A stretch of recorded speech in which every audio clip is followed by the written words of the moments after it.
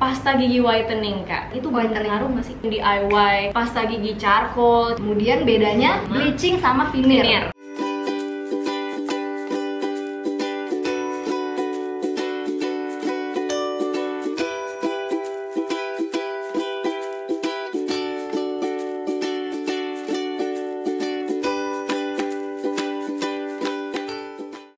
Hey guys, welcome to my channel Clarin Hair.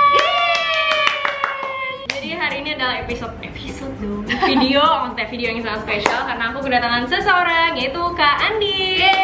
Hai everyone. Aku hari ini diundang sama Clarin untuk membantu menjawab pertanyaan-pertanyaan kalian. Jadi kemarin-kemarin itu aku udah pernah lempar questions gitu di foto aku ya, di Instagram aku di feeds kan? ya. Selama ini kamu suka ditanya kan? Sering banget ditanya, Kak itu gigi kok bisa putih, gimana caranya sih? Cuman I feel like aku perlu mengundang seseorang yang benar-benar kompeten nih. Akhirnya langsung aja kita nggak usah lama-lama karena pertanyaannya lumayan banyak kali ya. Banyak, aku pas baca. Oh my god. Nomor 1. Banyak banget ini ditanya. Banyak banget ditanya, yaitu kenapa sih gigi aku tuh nggak putih-putih, padahal aku udah rajin sikat gigi masih aja kuning, dan jarang banget minum teh, minum kopi, tapi tetap aja kenapa kuning gitu ya? Masih tetap kuning. Nah, yang perlu kalian tahu itu pertama, bahwa warna gigi itu ditentuin sama DNA, sama kayak DNA menentukan warna kulit kamu, warna mata, warna rambut kamu gitu ya kan? Nggak usah tiap-tiap orang aku sama kamu, warna gigi kita udah pasti beda awalnya ya. Aku sama adik aku sendiri juga misalnya, padahal tuh udah jelas-jelas satu DNA gitu, tapi warna kulit kita beda, pasti ada yang lebih putih atau lebih gelap. Warna rambut kita beda, warna mata juga beda gitu. Sama aja kayak kalau kamu bertanya, kulit aku kok gelap ya, padahal aku rajin mandi sehari 4 kali. Terus aku nggak pernah panas-panasan di bawah matahari, tapi kok kulit aku nggak putih-putih ya gitu kan? Mirip kayak, iya emang dari sononya. Iya, kasarnya kita terlahir dengan warna yang berbeda-beda gitu. Jadi memang benar ada yang nanya, emang iya kak warna gigi itu genetik? Bener juga, itu pertama. Tapi dipengaruhi juga sama hal-hal lain kayak kebiasaan. Bener juga tuh, kayak minum teh, kopi, merokok juga pasti kan memberikan warna-warna ke dalam gigi kan. Rokok ya. Karena gigi itu kan juga seperti bagian tubuh yang lain, dia punya pori-pori. Jadi kalau ada makanan dan minuman berwarna, lama-kelamaan kalau kita hajar terus tiap hari pasti akan menyerap dan memberikan perubahan warna. Ada juga tuh yang nanya, kak emang bener ya kalau minum antibiotik itu bisa bikin gigi berwarna? Nah itu pertanyaan yang aku kepo banget. Itu benar bisa mempengaruhi warna gigi, tapi ada 2 cara. Yang pertama bisa saat mengganggu pembentukan gigi itu waktu saat ibunya hamil. Jadi bisa aja misalnya mama kamu saat mengandung kamu ada konsumsi antibiotik, itu bisa mengganggu pembentukan benih-benih giginya si anak ini. Sama yang kedua bisa juga pas anak itu udah lahir, pas masih kecilnya konsumsi antibiotik, nah itu juga mempengaruhi si warnanya. Tapi yang mungkin juga pada nggak tahu, antibiotik yang menyebabkan pewarnaan pada gigi baik pas ibu hamil atau pas kayak kamu masih kecil itu hanya golongan tetrasiklin. Jadi kalau golongan yang kayak penisilin, amoxicillin gitu-gitu itu nggak pengaruh. Nah tapi tetrasiklin ini sekarang udah nggak pernah digunakan lagi. Jadi nggak worry sih kalau sekarang. Nah biasanya perubahan warna giginya tuh macam-macam.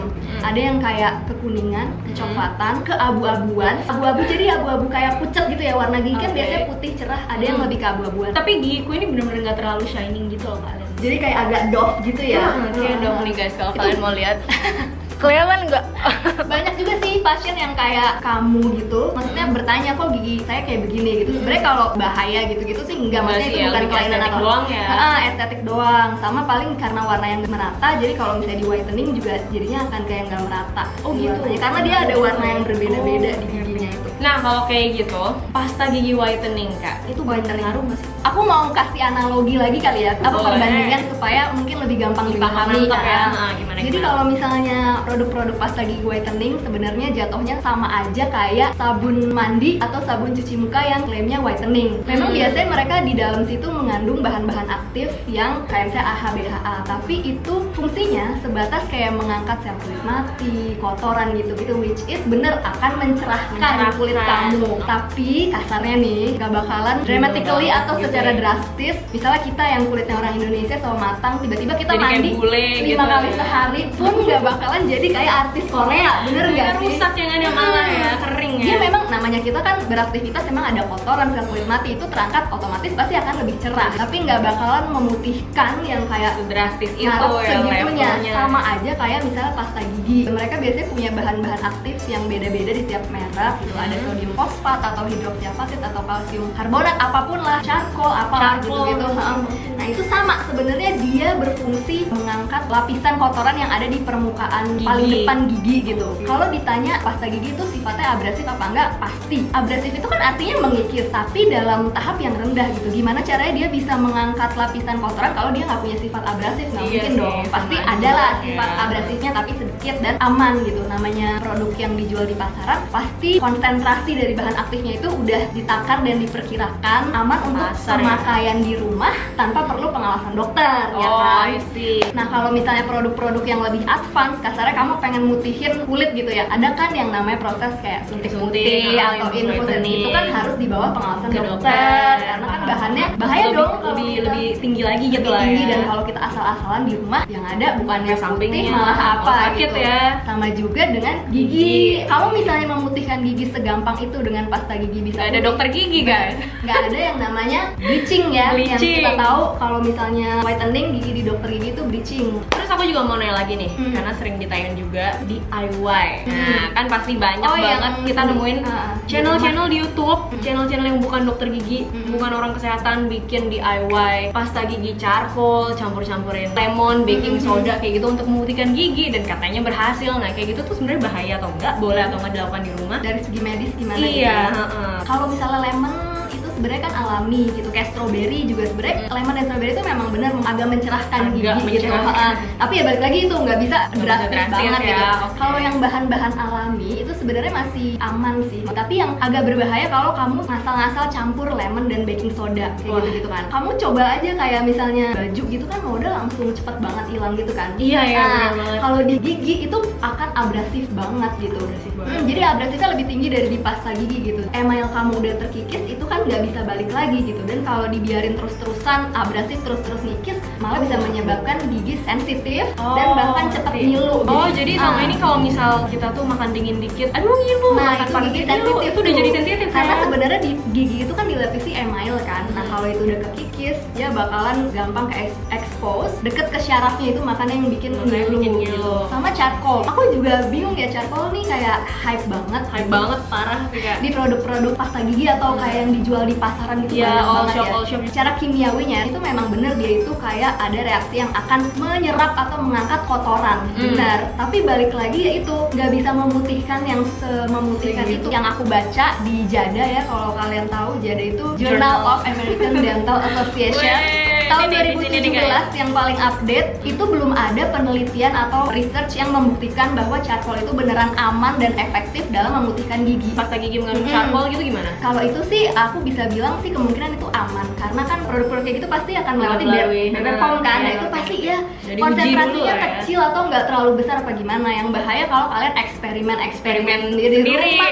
atau ada produk yang kayak asal dijual tanpa ada proses keamanannya. Nggak ada BPOM-nya ya. Nah, itu jangan sih. Ya begitu misalnya udah rusak, kalian nggak bisa balikin lagi. Nggak kayak rambut kalian potong bisa tumbuh lagi. Sekarang lanjut ke si bleaching tadi kan.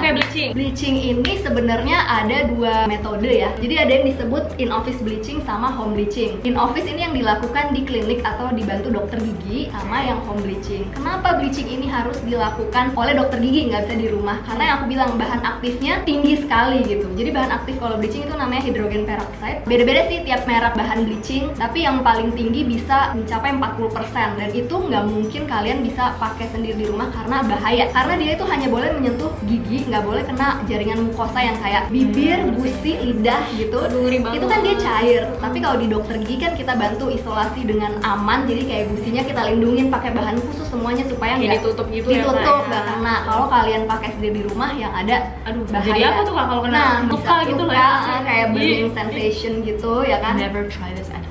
Tapi kenapa kok bisa ada in office bleaching tapi ada home bleaching juga? Nah, itu apa bedanya? Jadi kalau in office aku bilang itu kandungannya bisa 40%, kalau home bleaching paling cuma 5% gitu. Jadi kecil banget kecil ya. Jadi dia nggak apa-apa, biasanya dipakai ke rumah, ada tray-nya khusus, nanti gelnya kita pakai di rumah. Dan itu nggak apa-apa banget, kena mukosa dan ketelan nggak apa-apa karena kandungannya itu kecil. Tapi karena kandungannya kecil, dia nggak bisa memutihkan yang kayak office bleaching. Kayak kamu habis office bleaching, untuk maintenance disarankan beli home bleachingnya. Tujuannya nggak akan memutihkan lagi, hanya untuk mempertahankan.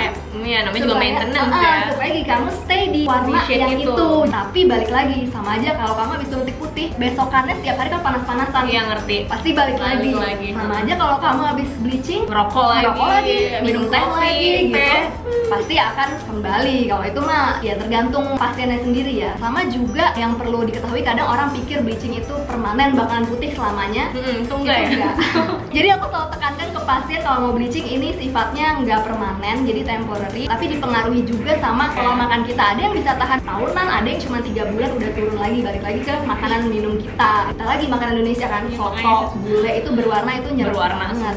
Kemudian bedanya bleaching sama veneer. Nah, aku kira tuh sama loh, enggak ya? Beda. Jadi yang tadi kayak aku bilang, bleaching ini sifatnya reversible atau bisa kembali ke semula. Kayak rambut kamu potong balik lagi, gigi di bleaching juga bisa kembali ke warna awal. Rambut dicat gitu. Bener, rambut dicat bisa balik lagi ke warna awal. Karena kita cuma sama tuh sistemnya, molesin bahan chemical kimia di atas gigi, kemudian dia kan putih tapi bisa balik lagi ke awal. Bedanya kalau veneer itu irreversible alias nggak bisa kembali ke semula. Sekalinya kalian udah veneer, kalian bakal harus veneer seumur hidup dan bakal harus kontrol seumur hidup.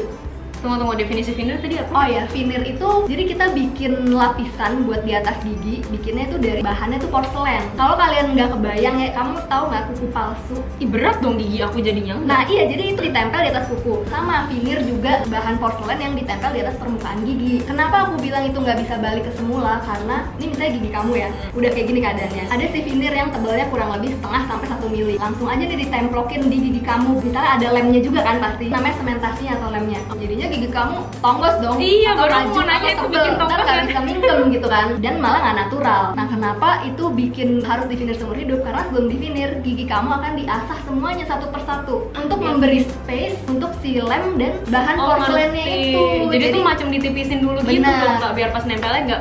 Nah, karena misalnya si veneernya tebal misalnya setengah mili, berarti gigi kamu akan diasah kurang lebih setengah sampai 1 mili lah untuk space lem dan veneernya itu.